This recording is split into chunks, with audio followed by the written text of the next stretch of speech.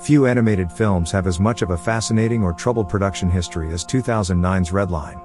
With evidence of its world being developed as early as 2003, a loosely tied OVA was released that year. Redline would reportedly be released several years later than planned, being entirely hand-drawn with barely any CGI.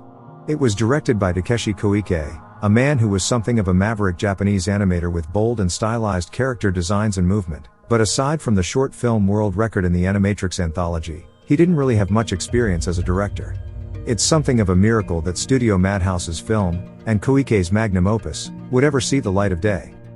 But even if not knowing anything about the production history, or not knowing that this was an anime, Redline is a visually unique feast for the eyes.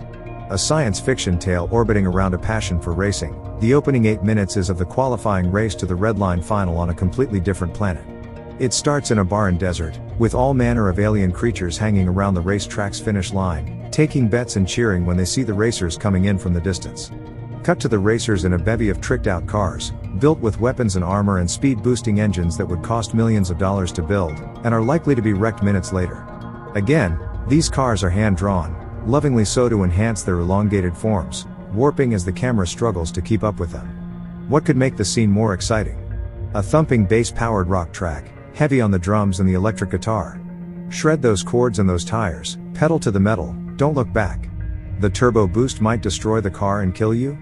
But you're so close to winning, go ahead and punch it in at the last lap. This is what makes Redline special. It is ecstasy for all the senses, and is an ode to the spirit of racing and competition.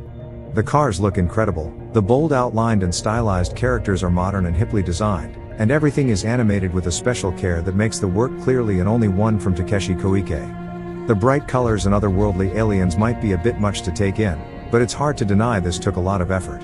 And if you think it does look good, you think it looks good. It's a special case of art and music coming together in an inspired setting in the best way possible.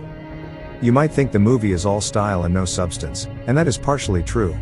The story follows JP as the underdog lead, a handsome and reckless racer with his best friend and agent supplying him the cash to race, but at the expense of getting in deep with gambling sharks trying to rig the sport. Racing is a beloved sport across all planets, but for some reason the final race, Redline, is to be held on Roboworld, a planet of robots and the one society that hates the event.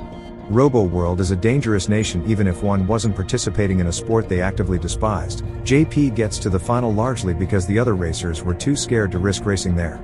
So he, the beautiful rival Sonoshi, and a large cast of side characters all get ready for the race, with the race itself taking up the final third of the movie against Roboworld's army, weapons and mutating experiments.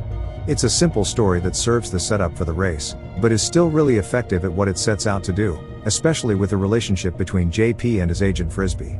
Similarly, the English voice cast just sounds really cool in their roles, so you can't go wrong with either the English or Japanese dub. There isn't much more to say about Redline. It's a phenomenally entertaining and beautiful action movie, and an animation fan's wet dream. Despite production issues, Koike was at least able to get work afterwards on the Lupin III franchise, which speaks volumes to his talent that anyone would hire him at all. I had seen the film originally on DVD and later on Blu-ray, and was surprised at how well the film translates on both, the Blu-ray only worthwhile for a handful of scenes with CGI confetti in it. Decades prior, anime historians would refer to Akira, Ghost in the Shell, Ninja Scroll and Vampire Hunter D, Bloodlust as examples of transcending films of anime. In the 2010s decade, Redline would surely be what hardcore fans refer to in that pedigree. And since it is a standalone movie, it can be recommended to just about everyone, violence and brief nudity tolerance pending. Thank you for watching our video. If you enjoyed this content, please don't forget to give us a like and consider subscribing to our channel. Your support helps us create more videos like this in the future and we really appreciate it. Thanks again for watching and we hope to see you in our next video.